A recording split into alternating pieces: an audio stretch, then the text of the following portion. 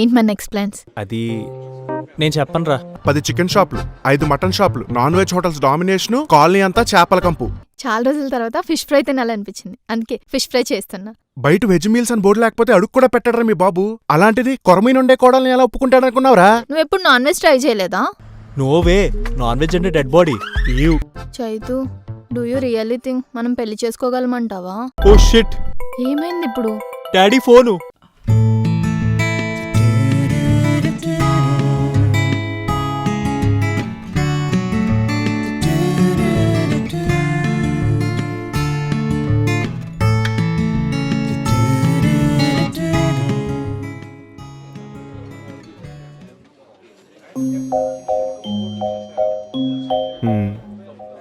కజినే కదా అని ట్రస్ట్ చేసి ఐ కమిటెడ్ సిన్ రా. నాన్నకెందుకు కాల్ చేసావు? నీకెలా తెలిసింది? పండగలకి పబ్బాలకి తప్ప ఫోనే మోగదు, పొద్దునుంచి ఒకటే మ్యూజిక్. ఏమన్నారు? ఎత్తితే కదా చెప్పడానికి. అయితే ఎత్తలేదా? ముందు నువ్వేం చెప్పి సచ్చావు అది చెప్పు. మీ ఇంటి నుంచి వచ్చే చేపల కంపు పోవడానికి దారిలో పారిజాతం పూలు వెతుకుతుంటే మీ నాన్న ఫోన్ చేశాడు.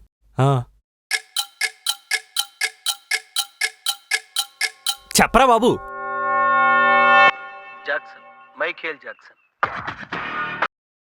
హలో. నాన్న. పెద్దనాన్న చెప్పండి.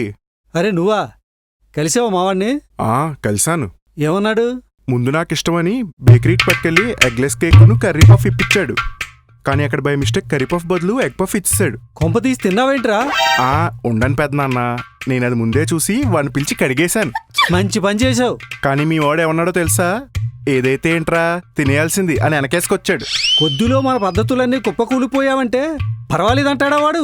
అదే కదా, నాకు కూడా అదే డౌట్ వచ్చి వాడు రూమ్కెళ్ళి చూద్దామంటే వెళ్లేదారిలో ఒకటే కంపు. డ్రైనేజా చెత్త కుప్ప? రెండూ కాదు, చేపల పులుసు కంపు. అదేంటి? ఎక్కడి నుంచి? ఇంకెక్కడి నుంచి? మీ అబ్బాయి రూమ్ నుంచి ఒక అమ్మాయిని తెచ్చిపెట్టుకున్నాడు. ఆ అమ్మాయి ముక్కలేందే ముద్ద దిగదు. అందుకే లంచ్ లో చేపల పులుసు మంచికి చికెన్ ఫ్రై చేసుకుంటున్నట్టుంది. ఏంటి?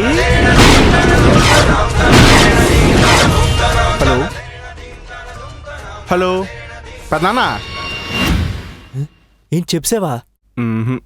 చెప్దాం అనుకున్నా కానీ చెప్పలే. అదేంటి? ఎక్కడి నుంచి? అది చైతు పక్క రూమ్ నుంచే పెద్దనాన్న. అతను ఓనర్ అనుకుంటా. అవునా? అర్జెంటుగా రూమ్ మారిపోవాలని చెప్పాలి వెధవకి. తర్వాత మీ ఓడెళ్ళి ఆ అమ్మాయి తలుపు కొట్టాడు. తన రూమ్ తాళం తీయాలి గాని తలుపు కొట్టడం ఏమిటి? పైగా మావాడు ఒక్కడే ఉంటాడు కదా.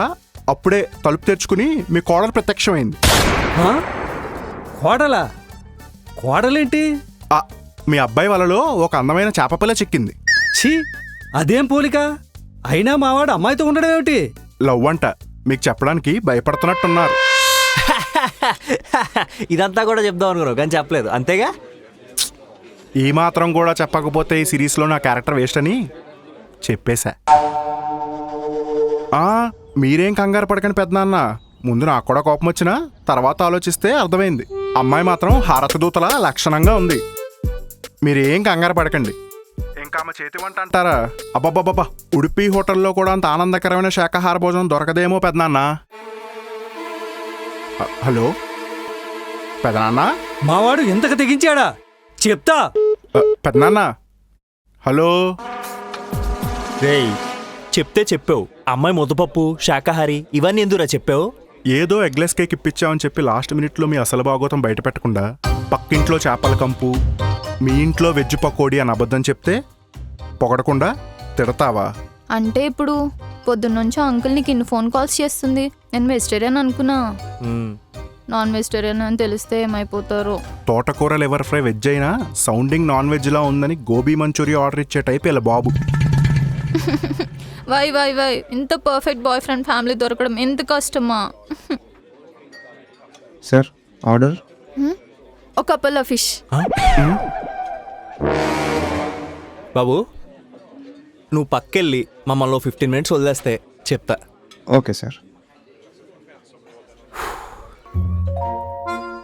జాను, అక్కడ మా నాన్న టెన్షన్తో స్ట్రోక్ వచ్చి అపోలోలో అడ్మిట్ అవుతాడేమో అన్నట్టుంటే ఇక్కడ నువ్వు అపోలో ఫిష్ చెప్తావా? అది కూడా వెజ్ రెస్టారెంట్లో.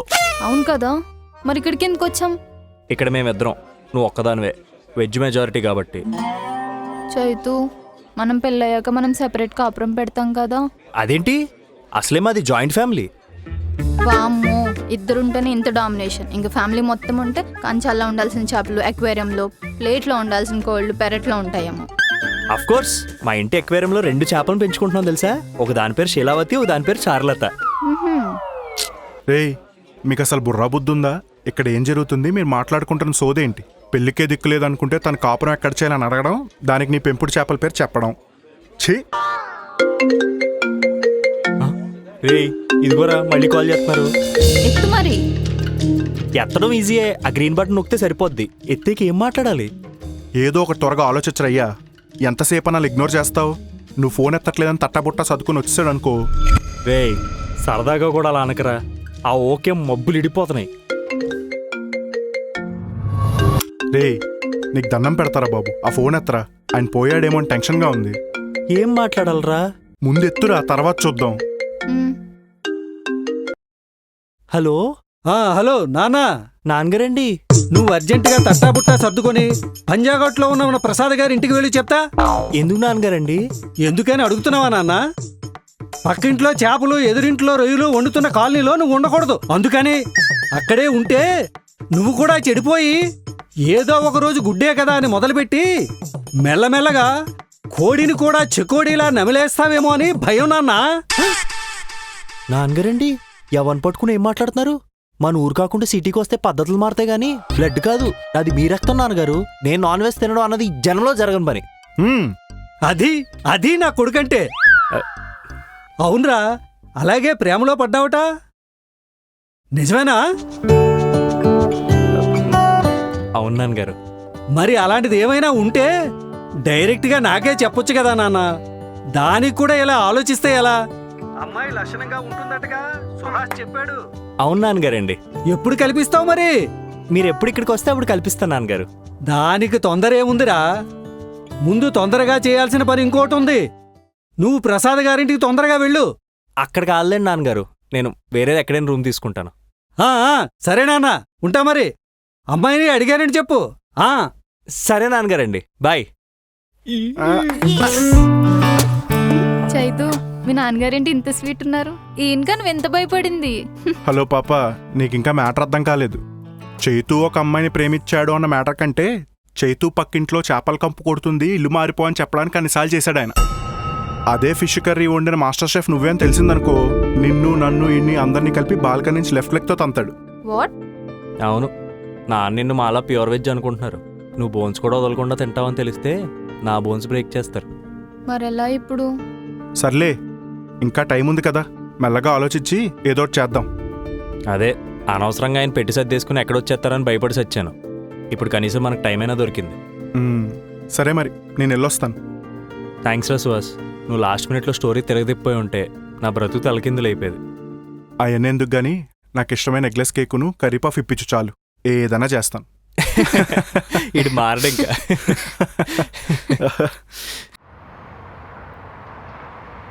చైతు, నాకెందుకో చాలా అన్కంఫర్టబుల్గా ఉంది చైతు. చాలా రోజుల తర్వాత మధ్యాహ్నం మాతో ప్యూర్ వెజ్ తిన్నావు కదా, అందుకేనేమో. అబ్బా అలా కాదు Chaitu, I feel very strange. Stranger things.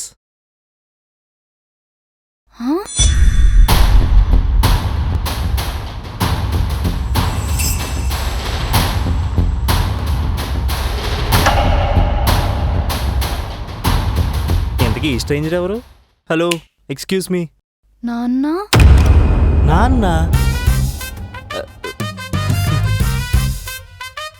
ఊహించలేదు కదూ.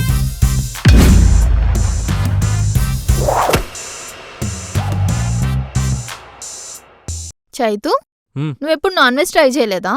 నోవే, నాన్ వెజ్ అంటే డెడ్ బాడీ.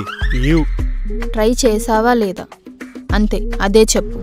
గిల్ ట్రిప్ చేయాలని చూడకు. చేయలేదు. మరి ట్రై చేయకుండా బాగోదని ఎలా చెప్తున్నావు? మంటను చూస్తే సరిపోద్ది, వేలు పెట్టి మరీ వేడిగా ఉంటుందని తెలుసుకోవసం లేదు. ఇలాంటి లాజిక్స్ చెప్తేనే మండుద్ది. ఏమంటావైతే? ఒకసారి ట్రై చేసి చూస్తే కదా, ఏమో అది నీకు వెజ్ కంటే బాగా అనిపించవచ్చేమో.